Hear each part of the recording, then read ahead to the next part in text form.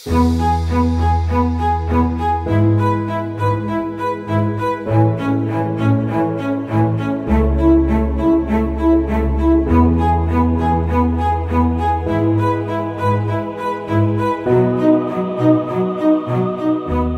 वो नहीं है जो आप देखते हैं, कला वो है जो हम आपको दिखाना चाहते हैं।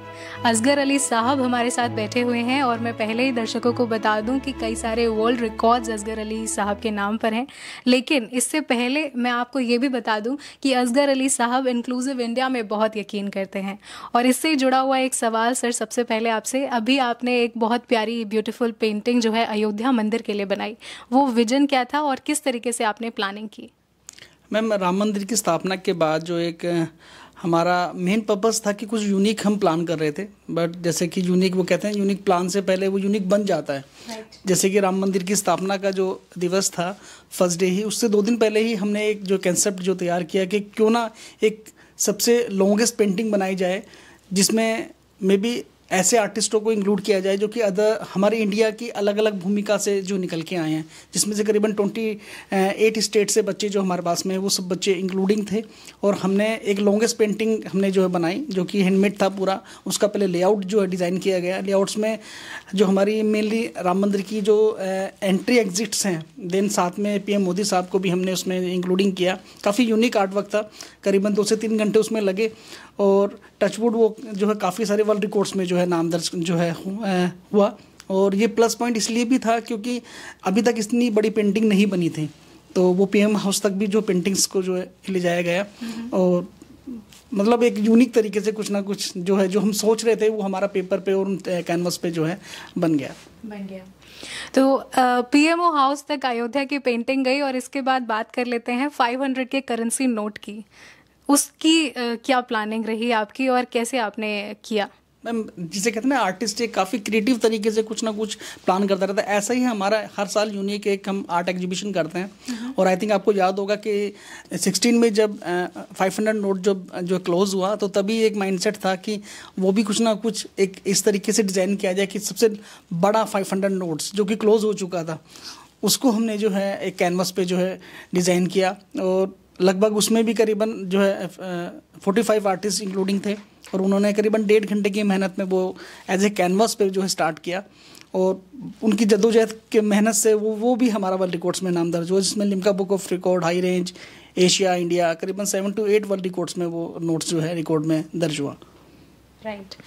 तो मैं साथ ही साथ दर्शकों को बता दूं कि सर जो वर्ल्ड रिकॉर्ड स्थापित कर रहे हैं, उनमें इनके बच्चों का भी बहुत बड़ा हाथ है। और वो भी गाइडेंस जो है वो असगर अली साहब ही उन्हें देते हैं। तो मैं कला भूमि के बारे में भी सर जानना चाहूँगी, कैसे आपने ये शुरू किया? मैम देखिए, कला भूमि जैसे कि नाम से प्रतीत होता है कि भूमि पे कला का विकास। मैं भी क्योंकि खुद क्रिएटिव लाइन से था, तो ये सोचता था हमेशा कहीं ना कहीं कि हाँ, आर्ट को एक ऐसे प्लेटफॉर्म तक लेके जाना है जिसमें जो निचले तबके के जो आर्टिस्ट होते हैं, जो ये सोचते हैं कि आर्ट और क्रिएटिव फील्ड्स में आगे बढ़ना है, वहाँ से हमने जो है एक छोटे से गांव शाहबाद मोहम्मदपुर से हमने जो अपनी जर्नी स्टार्ट की। और करीबन 30+ बच्चे हमारे वहाँ पर जो है एमसीडी से बच्चे और अदर आसपास के गाँव से बच्चे हमारे पास में आते थे। तो वहाँ से जर्नी स्टार्ट होने के बाद एक विज़न निकला कि हाँ, बाहर भी निकलना होगा, तभी हम चीज़ों को आगे डेवलप कर पाएंगे। तो वही मेहनत लेते हुए फिर हम सीधा बाहर निकले और दिल्ली एनसीआर में फिर हमारा 2-3 ब्रांच के सेंटर हमने स्टार्ट किए। और लगभग ऐसे देखते देखते समय कब आगे बढ़ गया, करीबन 5000+ बच्चे हम अभी तक पढ़ा चुके हैं, जिसमें से आज अगर बात करें तो में भी आसाम, उड़ीसा और उत्तराखंड में भी बच्चे अपने खुद के इंस्टीट्यूशंस जो रन कर रहे हैं। That's very nice. साथ में मैं जानना चाहूँगी कितने कोर्सेज आप यहाँ प्रोवाइड कर रहे हैं? मैम बेसिकली हम फाउंडेशन प्रिपेयर करते हैं बच्चों के, जो कि आर्ट्स के हैं मेनली। और फाइन आर्ट्स एक्चुअली सभी जितनी भी क्रिएटिव फील्ड्स हैं उन सबका एक बेसिक फाउंडेशन होता है। अगर फाइन आर्ट्स से अगर आप निकलते हैं तो आप क्रिएटिव फील्ड्स में किसी में भी अपना करियर बना सकते हैं। तो बेसिकली अगर बात करें बैचलर्स के साथ साथ में हम फाउंडेशन प्रिपेयर करते हैं मेनली, कि उनकी नींव अच्छी मजबूत हो जाए। उसके बाद एनिमेशन, ग्राफिक, फैशन और निफ्ट, नाटा, एनआईडी, जितनी भी जो क्रिएटिव फील्ड्स हैं उन सभी में बच्चे अपना करियर बना सकते हैं। तो आपने फाइन आर्ट्स कहाँ से किया था और आपकी जर्नी क्या थी? मेरा जो जामिया से मैंने किया था मास्टर्स। और उसके बाद अगर बात करें तो छोटी सी उम्र से ही मैं इसमें लग गया था कि हाँ, मुझे एक अपना एकेडमी जो स्टार्ट करना है। और वो एकेडमी का एक विज़न इसी पर्पज़ पे था कि जो भी कोई नीडी भी अगर कोई बच्चा हो, अगर वो पे भी नहीं कर पा रहा हो तो वो कलाभूमि में आ सकता है। और उसी विज़न के साथ में हमारी कुछ स्कॉलरशिप शीट्स होती हैं। देन इसके अलावा देखते देखते अब अदर स्टेट से बच्चे हमारे पास में काफ़ी आते हैं, जिनका क्योंकि एक्चुअल में ये जो है मेट्रो सिटी है, तो मेट्रो सिटी में आपको काफ़ी सारी जो फैसिलिटीज़ आपको जो मिल जाती हैं, उसके आधार के बेस पे अदर स्टेट से बच्चे आते हैं जो अपना विज़न लेके आते हैं, अपना एक आर्टिस्टिक गोल लेके आते हैं, उनको हम फाइन आर्ट्स के लिए जो है प्रिपेयर करते हैं। जैसा कि मैं जानती हूँ कि आप इस्लाम फॉलो कर रहे हैं और एक प्राउड मुस्लिम है, लेकिन इसी के साथ साथ आपने कृष्णा कॉन्सेप्ट भी टच किया और बहुत सारी पेंटिंग्स बनाई, वो क्या है? मैम देखिए, एक्चुअली आर्ट्स का एक अलग से एक जो है, जिसे कहते हैं कि जो विज़न मेरे माइंड में आता है कि सब कुछ एक है। अगर इस्लामिक भी अगर आप देखें तो आर्ट फॉर्म्स में काफ़ी सारी जो है अरबियन आर्ट्स भी आती हैं, जिसमें आपका नो डाउट कुछ फिगरेटिव आप नहीं बना सकते हैं, बट आर्ट फॉर्म्स को वहाँ पर भी आप रिप्रेजेंट कर सकते हैं। तो कुछ उलझने थी, बट मैंने उस चीज़ से आर्टिस्टिक वे में अपने आप को बाहर निकाला, और ये सोचते हुए कि मतलब अगर खुदा ने ही मुझे ये हुनर दिया है तो क्यों ना मैं इसको बिखेरूं। तो ऐसी कोई बाउंडेशन माइंड में नहीं रही कि हाँ वो चीज़ बनानी है, वो चीज़ नहीं बनानी है। तो इस चीज़ को लेके जो है काफ़ी सारी पेंटिंग्स मेरी नेचर पे रही हैं, कृष्णा पे रही हैं, और अयोध्या मैंने जो है मेनली काफ़ी विजिट किया, जो ट्रेडिशनल हमारे टेम्पल्स हैं। और मे बी अगर बात करें तो मैं कृष्णा और जो है इन चीज़ों से काफ़ी मेरा अटैचमेंट रहा है, और उनके आर्ट फॉर्म्स को देखते हुए मतलब बात करें तो उनके जो जितने भी कैरेक्टर्स मेनली उन्होंने प्ले किए हैं अपनी लाइफ में, उनको मैंने काफ़ी बारीकली मैंने स्टडी किया, तो वो मेरी पेंटिंग्स में आपको देखने को मिलेगा। तो मैंने ये भी सुना है कि आप कृष्णा पेंटिंग्स के लिए स्पेशली मथुरा वृंदावन भी होकर आए, तो क्या ये सच है? बिल्कुल बिल्कुल, देखिए वहाँ से काफ़ी मुझे मतलब एक जिसे कहते हैं एक स्पिरिचुअल जो है ज्ञान मुझे वहाँ से जो है मिला, कि वहाँ का जो एक ओरा है, वहाँ जाने के बाद आपको लगता है कि आप अपने एक मातृभूमि से आप जो है गुजर रहे हैं, तो वहाँ से आर्टिस्टिक एक आपको खुशबू आती है। और वो जो वहाँ के जो हज़ारों जो टेम्पल्स हैं, सभी में कहीं ना कहीं हमारे इतिहास को एक बहुत बारीकली जो है पिरोया गया है। उनको आप रीड कीजिए, उनको देखिए, उसके बाद उनकी आर्ट्स में आपको आर्ट फॉर्म्स आपको डिफरेंट वे में आपको जो नज़र आएंगी, और वही आर्ट फॉर्म्स आप देखेंगे तो हमारे कल्चर को भी जो रिप्रेजेंट करता है, वो सारी चीज़ें काफ़ी मतलब मजबूती से वहाँ देखने को मिलती हैं। जी, आपको याद है कि आपने फर्स्ट पेंटिंग अपनी कौन सी बनाई थी, और कैसे आपको माइंड में आया कि I want to be an artist? Ma'am actually ये क्वेश्चन मेरा पहले भी इस चीज़ से था कि मैंने एक्चुअली में कॉलेज एक अलग जो ट्रेडिशनल जिसे कहते हैं एक जो कंसेप्ट होता है जहाँ से आप एक एकेडमिक लेवल की पढ़ाई लेते हैं, बट वैसे अगर हम बात करें तो मैंने जो है अपने एक गुरु से मैंने स्टडी लिया है, जो कि ट्रेडिशनल अगर बात करें तो काफ़ी अच्छे से ऑयल पेंट में काफ़ी मास्टर थे। राम बाबू जी थे जो राजस्थान से थे, और गुड़गांव में उनका जो सेटअप था, तो वहाँ पर मैं साइकिल चला के मैं जो है उनके स्टूडियो में जो है काम करता था। बचपन से मेरी स्टडी वहीं से ही निकली है। उसके बाद फिर देखें तो वहाँ से निकलने के बाद फिर मेरे को कहीं ना कहीं एक्सप्लोर अपने आप को करना था, अपने एकेडमी लेवल पे भी काम करना था। तो वहाँ से मेरे को ऑयल और डिफरेंट मीडियम और डिफरेंट फील्ड के बारे में मुझे जो नॉलेज मिला, और वहीं से जिसे कहते हैं कि जो गुरु प्रथा है, वो गुरु प्रथा उनके नाम की जो आर्ट फॉर्म आज भी मेरे नाम से जो है जानी जाती है। मैं अक्सर सुनती हूँ कि जो आर्टिस्ट लोग होते हैं वो थोड़े गुम से रहते हैं। जैसे अगर आपके सामने से अगर कोई गुजर जाए, आपको सलाम कहे, और आर्टिस्ट लोग उनको ध्यान में ना दें और उनको सलाम का जवाब ना दें, तो सामने वाले लोग समझते हैं कि बड़ा प्राउडी इंसान है भाई, सलाम का जवाब भी नहीं दिया। तो क्या ऐसा कभी आपके साथ भी हुआ है? आप भी थोड़े गुम से रहते हैं क्या? नहीं है, देखिए आर्टिस्टिक अगर बात करें तो आर्टिस्ट का एक मूड होता है, एक जिसे कहते हैं वो हर वक्त कहीं ना कहीं किसी न किसी चीज़ों में सोचता रहता है, अपनी प्लानिंग में लगा रहता है, और उसको आर्ट फॉर्म तो हर जगह उसको जो महसूस होता है। डाउन टू अर्थ मैं कह सकता हूँ मे बी, क्योंकि वो बारीक चीज़ों को हर चीज़ों में जो तलाशता है, जो एक नॉर्मल पर्सन शायद मे बी नहीं देख पाता है। किसी भी इन्वायरमेंट को आप जो ले लीजिए, किसी नेचर को आप ले लीजिए, यहाँ तक कि कोई ठंडी हवा भी चलती है कहीं से, तो उनको फील आता है कि हाँ यार, इस पे भी कुछ पेंटिंग या कुछ क्रिएट किया जा सकता है। जी, तो आपकी स्पेशल पेंटिंग्स के बारे में हम जानना चाहेंगे। स्पेशल मैम एक्चुअली थोड़ा सा जो मे बी कॉन्सेंट्रेशन को काफ़ी डीपली जो है करता है, वो है आपका स्टिपलिंग आर्ट वर्क, जो कि सुई की पिन से जो है डेवलप होता है। उसमें कोई ब्रश का कोई जो टचअप नहीं होता है। वो मैंने जो काफ़ी किया है, जिसमें मेरा कंसंट्रेशन काफ़ी डेवलप हुआ। 8-8 घंटे में जो रात को स्टडी करता था, और उसमें मेनली चीज़ होती है कि आपको एक डॉट के माध्यम से किसी चीज़ को जो है फॉर्म के अंदर कन्वर्ट करना होता है। मे बी अगर कोई आपकी जो कुछ क्रिएटिव अगर आप जो है बना रहे हैं तो उसमें आपको कोई ब्रश या पेंसिल टचअप नहीं करना है, आप डॉट डॉट के माध्यम से उस पेंटिंग को क्रिएट करेंगे। तो मे बी 3-3 साल तक एक पेंटिंग को जो है बनाने में जो है समय लग जाता है।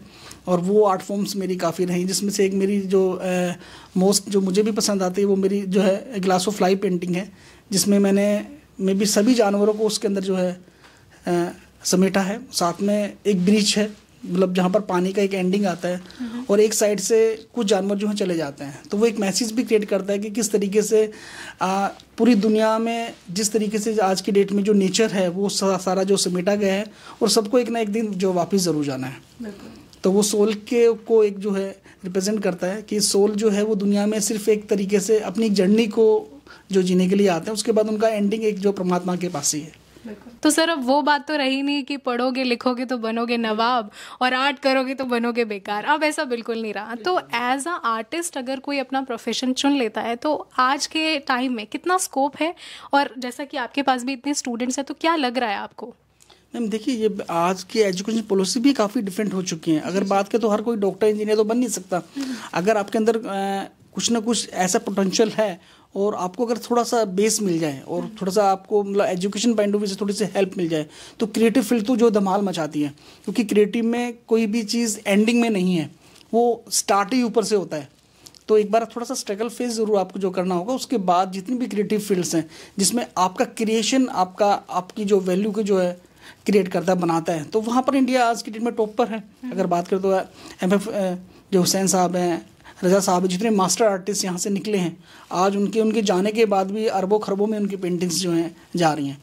और जहाँ तक बात है अब जो डिजिटल चीज़ों की, तो जितने जब से AI आया है तो यहाँ पे जो डिज्नी आ चुका है, फैशन की इंडस्ट्री काफ़ी डेवलप कर रही है जो है, तो उन सभी में आर्ट की काफ़ी इंपॉर्टेंस है। तो आर्ट को सिर्फ आप ये चीज़ ना सोच के कि आप सिर्फ पेंटिंग ही बनाएंगे, पेंटिंग से आपका विजुअल कंसेप्ट जो है बनता है, जिसकी अगर आप क्रिएटिव अगर आपकी सोच भी है तो सिर्फ आपके आइडिया के भी आपको पैसे मिलते हैं। बिल्कुल। तो आप सिर्फ आर्टिस्ट को यहाँ आप आकलन नहीं कर सकते वो कि लाइफ टाइम वो सिर्फ पेंटिंग बना के अपना जो है गुजर बसर करेगा। आज की डेट में जितने भी एडवर्टाइजमेंट एजेंसी हैं उसमें सिर्फ एक कंसेप्ट आर्टिस्ट की भी बहुत बड़ी डिमांड है।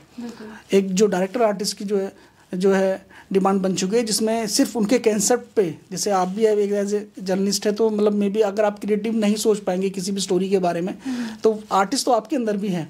तो आर्ट का जो एक जिसे कहते हैं कि जो बेस है वो होता सभी के अंदर है, बस कुछ कुछ लोग उसको जो है पहचान पाते हैं।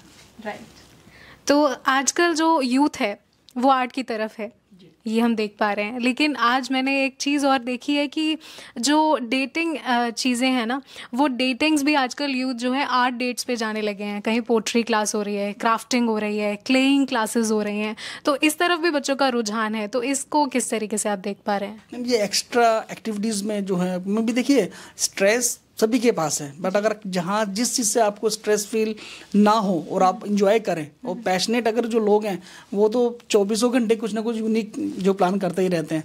तो ये जो वर्कशॉप जो आप जो है बता रहे हैं, तो ऐसे तो हज़ारों वर्कशॉप होती है, उसमें may be her age factor से लोग आते हैं और इन्जॉय करते हैं। और वो भी आर्ट की कहीं ना कहीं जर्नी ही है, क्योंकि जहाँ इंसान अपनी रोज़मर्रा की लाइफ की थकान को दूर कर सके, उससे बड़ा और क्या प्लेटफॉर्म हो सकता है आर्ट। बिल्कुल। तो आर्ट जो है स्ट्रेस बस्टर है जाहिर तौर पर, लेकिन साथ में अब हमारे पास AI है। तो AI को आप एज अ चैलेंज लेते हैं या फिर क्या है वो आपके लिए? AI चैलेंज नहीं है, AI विदाउट आर्टिस्टिक काम ही नहीं कर सकता है। क्योंकि आज अगर आप देखें कि आप जो सोच रहे हैं वो जब वही चीज़ को AI जो है कैप्चर कर पा रहा है। मे बी अगर आप कोई भी रील्स देख रहे हैं तो आपके माइंड में अगर मन कर रहा है कि आपको स्पेशल कुछ चीज़ देखनी है तो वही आनी स्टार्ट हो जाती है, वो वहाँ से आइडिया जो है जनरेट होते हैं। तो AI में भी आर्ट के लिए हेल्पफुल है, क्योंकि वो आर्टिस्टिक वे में ही काम कर रहा है। जब तक आप उसको अगर समझने की कोशिश करोगे, जब तक आप एक आर्ट फॉर्म बना पाओगे। तो AI में भी मैं ये नहीं मानता कि हाँ, कुछ जो पुराने जो हमारी आर्ट फॉर्म होती थी जिसमें पेंटिंग्स लाइन्स हैं, कुछ जो है पहले जो साइन बोर्ड आर्टिस्ट होते थे, उनके ऊपर थोड़ा सा असर ज़रूर पड़ा है, क्योंकि वो सारी चीज़ें जो है अब जो है मशीनों ने जो ले ली हैं। तो उसके अलावा अब लोग उसके हिसाब से अपने आप को मॉडर्न भी कर रहे हैं, आपको चेंज भी कर रहे हैं। तो वो चीज़ें सारी जो है डिजिटल में कन्वर्ट हो गई हैं।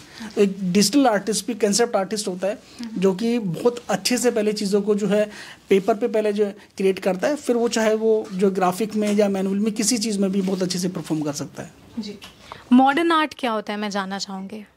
मॉडर्न आर्ट के अंदर भी पहले ट्रेडिशनल आर्ट होता है, क्योंकि मॉडर्न का मतलब ये नहीं कि आपने सिर्फ कलरों को फेंक दिया और वो कुछ बन गया।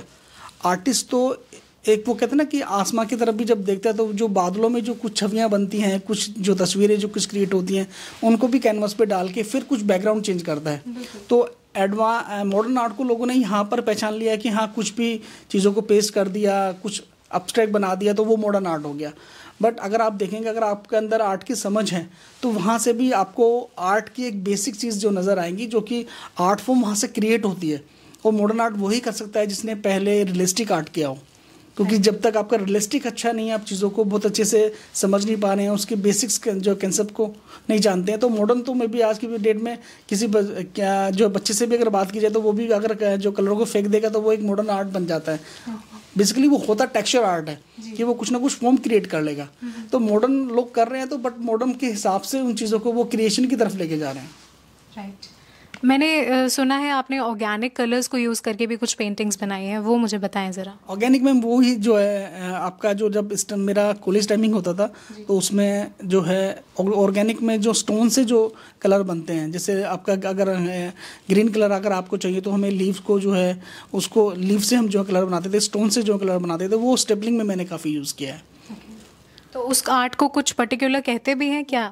वो आर्ट फॉर्म आप जो है स्टेपलिंग के तौर पे मैंने इस्तेमाल किया है, क्योंकि उसमें सब कुछ मेरा जो माना ये था, उस पेंटिंग को मुझे केमिकल से थोड़ा सा दूर रखना है।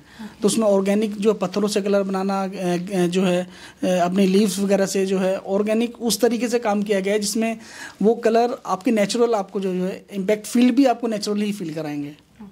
तो वैसे तो बहुत सारे कलर्स होते हैं, लेकिन मैं ये जानना चाहूँगी कि अगर हमें अच्छा लाइफ स्टाइल चाहिए किसी पेंटिंग का, तो वो कौन से कलर्स हम यूज़ करें ताकि आपकी जो पेंटिंग है कम से कम 2+ ईयर्स तक तो वो हमारे साथ रहे, या और भी ज़्यादा अगर है तो मैं जानना चाहूँगी। मैम देखिए, पेंटिंग्स में एक्चुअली जो सबसे बड़े मीडियम्स जो हैं बताए गए हैं वो ऑयल और एक्रेलिक मीडियम्स होते हैं, जो कि 100 से 200 300 साल तक सेव करके आप रख सकते हैं। बट अगर आपने उनकी लेयर टू लेयर वर्क अगर आपने किया है, उनको सेव करके आप उनकी कोटिंग्स करते हैं, स्प्रे करते हैं, तो 200-300 साल तक की पेंटिंग्स भी आप सेव करके चल सकते हैं। और अगर अभी तक भी जो देखा जाता है कि जिसमें ज़्यादा फ्रीडम्स मिलती हैं वो आपका ऑयल ही मीडियम है, क्योंकि मोस्ट प्रोबेबली आर्टिस्ट जो आपको नोल्ड आर्टिस्ट मिलेंगे वो ऑयल और एक्रेलिक में ही ज़्यादा काम करते हैं, क्योंकि वो लॉन्ग प्रोसेस है और उसको कोटिंग वाइज उसको लेयर वाइज पेंटिंग को तैयार किया जाता है। मैं जानना चाहूँगी, आपने इंटरनेशनली भी बहुत सारे एग्जीबिशंस किए हैं, उनके बारे में क्या आपका एक्सपीरियंस रहा? मैं इंटरनेशनली देखिए दुबई, मलेशिया, सिंगापुर तक मेरे आर्ट फॉर्म्स गए हैं। और मैं भी बात करें तो लास्ट मेरा 14 में जो है जो मेरा स्टेपलिंग आर्ट वर्क है वो दुबई में करीबन 45 लाख उसके लास्ट लग चुके थे, बट वो मैंने सेल नहीं किया क्योंकि वो मुझसे काफ़ी अटैच है। वो मेरा आर्ट वर्क जब मैंने स्ट्रगल किया है तब मैंने करीबन 3 ईयर्स में मैंने वो आर्ट फॉर्म जो तैयार किया था। उसके अलावा लास्ट 7 to 8 ईयर्स से हम इंटरनेशनल जो ट्रेड फेयर में जो है इंडिया को रिप्रेजेंट करते आए हैं, जिसमें डिफरेंट जो कंट्रीज़ भी आती हैं और करीबन 40+ जो स्टेट्स अलग अलग वहाँ से आते हैं, जो आर्टिस्ट बेसिकली अपने स्टेट वाइज की जो आर्ट फॉर्म्स हैं उनको जो रिप्रेजेंट करते हैं। अगर एज अ आर्ट बच्चा आज अपना एक प्रोफेशन चुन लेता है तो क्या लगता है आपको कि करियर बना पाएगा अच्छा? डेफिनेटली, देखिए एक्चुअल में हर कोई डॉक्टर इंजीनियर वाली कहानी तो हम आगे लेके चल ही नहीं सकते हैं। और जिस तरफ आज का एक क्राउड बहुत ज़्यादा जिस तरफ आगे बढ़ रहा है, और यहाँ पर अगर आप देखेंगे तो कुछ सिलेक्टेड लोग ही आर्ट फॉर्म को जो है देख पाते हैं और जो समझ पाते हैं, और उनका भी एक अलग से विज़न होता है कि हाँ कुछ भी नहीं, वो पैशनेट है उस चीज़ को लेके। तो पैशनेट होना अपने आप में तो वो कहते हैं उसका तो फिर नेम, फेम और मनी वो चीज़ें उसको एक्स्ट्रा ऑनरडी उसको मिलती हैं। क्योंकि एक बाय प्रोफेशन अगर आप BBA, MBA, BTech या आप उन चीज़ों में जाते हैं तो शायद आप पैसा कमा पाते हैं, बट नाम और शोहरत नहीं कमा पाते हैं। वो आपको आर्टिस्टिक फील्ड में आपको मिलती हैं। 3 इडियट्स हम सब ने देखी है और उसमें बात आ जाती है कि अब्बा नहीं मानेंगे, तो ऐसा कुछ आपके साथ भी हुआ क्या? ऐसा नहीं था, मतलब काफ़ी सिंपल फैमिली से मैं जो बिलोंग करता हूँ। मैम अब्बा ने तो काफ़ी सपोर्ट किया है। मैं भी अगर बात करें तो बस एक सीधे इंसान जैसे कि गांव से जो लोग होते हैं उनका यही होता है कि बेटा कुछ ऐसा कर लो कि जॉब मिल जाए, बट मेरा रवैया बहुत डिफरेंट था, जिद्दी बहुत था। हाँ, भाई से काफ़ी इंस्पायर हूँ क्योंकि भाई आर्ट करते थे जो बेसिकली पहले, तो वो फिर भी नहीं कर पाए क्योंकि आज वो एक जो है JMR कंपनी में है और आर्टिस्टिक मैंने फॉलो किया, तो आज मैं इतना बड़ा एक नाम जो है आप लोगों के सामने है। और करीबन मतलब एक सेटिस्फेक्शन होती है कि मैं उन सभी पेरेंट्स को जो है ये जो मैसेज देना चाहूँगा कि आपको बच्चों को बढ़ाना चाहिए इस फील्ड के लिए, क्योंकि बच्चा पैशनेट है अगर काम को लेकर तो वो बहुत चीज़ें हासिल कर लेगा। आज काफ़ी चीज़ें मेरे सामने हैं कि आज इंटरनेशनल लेवल पे हमारे काफ़ी प्रमोशंस जाते हैं, दूर दूर से बच्चे आते हैं। और बच्चे जैसे कि आपने जो क्वेश्चन भी किया, ये जो है वर्ल्ड रिकॉर्ड्स करने के पर्पस क्या है। देखिए बच्चों को एक जो है टाइटल मिलता है कि बच्चा एशिया, लिम्का, गिनीज़ में बच्चे का नाम है, तो वो कहीं ना कहीं इंडिया के लिए भी काफ़ी प्राउड मोमेंट होता है कि हाँ पर्टिकुलरली बच्चे इस डिफरेंट आर्ट फॉर्म्स में वर्ल्ड रिकॉर्ड्स बना रहे हैं। और वहाँ पर फिर जितनी भी जो आर्ट फॉर्म्स की कंपनीज़ हैं, जो मल्टीनेशनल जिनका जो ग्राफिक का काम होता है, तो वहाँ पर बच्चा क्रिएटिव होकर काफ़ी कॉन्फिडेंटली जो है अपने आप को रिप्रेजेंट करता है। आज ढेरों बच्चे टीचर्स बने हुए हैं, कोई जो ग्राफिक्स में है, कोई अच्छी जो है PR कंपनी में है। तो ये सारा एक्सपोजर आर्ट से ही मिला है, क्योंकि अगर ये आर्ट फॉर्म सिर्फ हम ये नहीं कह सकते कि आर्ट फॉर्म में ऐसे सिर्फ आप पेंटिंग बना के आप जो है रह जाओगे। अब वो टाइम जा चुका है, जिससे कि आपने कहा कि भाई पढ़ोगे, लिखोगे, बनोगे नवाब, खेलोगे, कूदोगे, बनोगे खराब। वो अब जो है कथा बिल्कुल बदल चुकी है। और आज एक यूथ जो इस चीज़ की डिमांड कर रहा है कि उनको इस आर्ट फॉर्म्स को, इंडिया को कहीं ना कहीं इंटरनेशनल लेवल पे लेके जाना है। और वो इंडिया का कंसेप्ट भी बन चुका है और वो सभी लोगों के साथ में है। तो अंत में मैं यही पूछना चाहूँगी कि अपनी इतनी पेंटिंग्स आपने अभी कंप्लीट की हैं और बहुत सारी माशाल्लाह करना बाकी है, लेकिन आप अपने आर्ट वर्क से सोसाइटी को क्या मैसेज देना चाहेंगे? मैम आर्ट फॉर्म से देखिए जनरेशन का एक काफ़ी चैलेंज जो कंसेप्ट जो है बन जाता है। काफ़ी सारी हमारी ऐसी वर्कशॉप भी होती हैं सेंट्रल गवर्नमेंट के साथ में, जिसमें हमारा एक ही उद्देश्य होता है कि कैसे लोगों को एक साथ जोड़ा जाए और एक मैसेज, जिसे कहते हैं कि आर्ट फॉर्म एक ऐसा सरल माध्यम है किसी भी चीज़ को बहुत इजी वे में जो है अपने कंसेप्ट से जो है समझा देना। क्योंकि आर्ट फॉर्म से ना लोग आर्ट अगर नहीं भी करते हैं तब भी अटैच हो जाते हैं। जैसे अभी आप आए तो आपको आर्ट गैलरी आपने देखा है, जो पेंटिंग्स देखी हैं, तो आप रोक नहीं पाएंगे, आपको वाओ ये कैसे बना है। तो आर्ट फॉर्म एक ऐसा माध्यम है जो सभी को एक प्लेटफॉर्म पे लाके जोड़ता है। तो मैं ये मानता हूँ कि ये आर्ट ही इंडस्ट्री ऐसी है जो एक सिंपल वे में, जिसकी कोई भाषा नहीं है, जो सभी को समझ आती है, तो वो एक कंसेप्टली सभी को एक मैसेज क्रिएट करती है। कोई भी ऐसा मैसेज हो, चाहे वो सोसाइटी को लेके है या अपने जो नेशन को लेके है, वो सारा आर्ट फॉर्म से जनरेट होता है। मैंने सुना है आपने तिहाड़ जेल में भी कुछ सिखाया है, वो क्या है? तिहाड़ जेल में मैम हमारी जो वर्कशॉप जो रहती हैं, जिसमें कैदियों के बीच में हम रहते हैं, और मैंने वो चीज़ उनसे सीखी है कि जिस भी जुर्म में मान लीजिए वो आए हैं, बट क्रिएटिव तो वो भी हैं और उनकी भी एक जो है दिनचर्या है। तो मे भी काफ़ी सारे ऐसे तिहाड़ के आर्टिस्ट हैं जो काफ़ी अच्छी आर्ट फॉर्म बनाते हैं और वो बाय प्रोफेशन भी आर्टिस्ट, बाहर निकलने के बाद आर्टिस्ट बने हैं। पेंटिंग्स उनकी जो है ट्रेड फेयर में भी उनकी जो पेंटिंग्स लगती हैं। और एक सबसे बड़ी बात है, उनको वहाँ से एक मैसेज ये भी मिलता है कि यार हमने अपनी लाइफ में किया क्या। अगर हम सिंपल वे में देखें, अगर हम किसी अपनी समाज या सोसाइटी के लिए कुछ सोचते तो मे बी ये चीज़ कितनी गलत है, उनको रियलाइज़ कराने का भी माध्यम आर्ट ही बनता है। क्योंकि उनको महसूस होता है कि जब वो उस चार दीवारी में बंद है तो कोई उनको सिखा रहा है, कोई जो पढ़ा रहा है, तो वो समाज से बाहर आने के बाद, समाज में जब वो थे तो उनका जो है जो माइंडसेट कितना गलत था। कोई भी काम गलत उनसे जो भी हुआ है, बट आर्ट फॉर्म को तो वो काफ़ी इंजॉय करते हैं। तो जैसा कि हमने देखा कि आर्टिस्ट आप सभी के अंदर जुड़ा हुआ है और उसे खोजने की बस देरी है। सेल्फ रियलाइजेशन आपने करना है और अगर गाइडेंस की ज़रूरत है तो असगर अली साहब है ही, और कला भूमि यहाँ पर द्वारिका में है। आप आइए, सीखिए और अपनी ज़िंदगी को और खुशहाल बनाइए।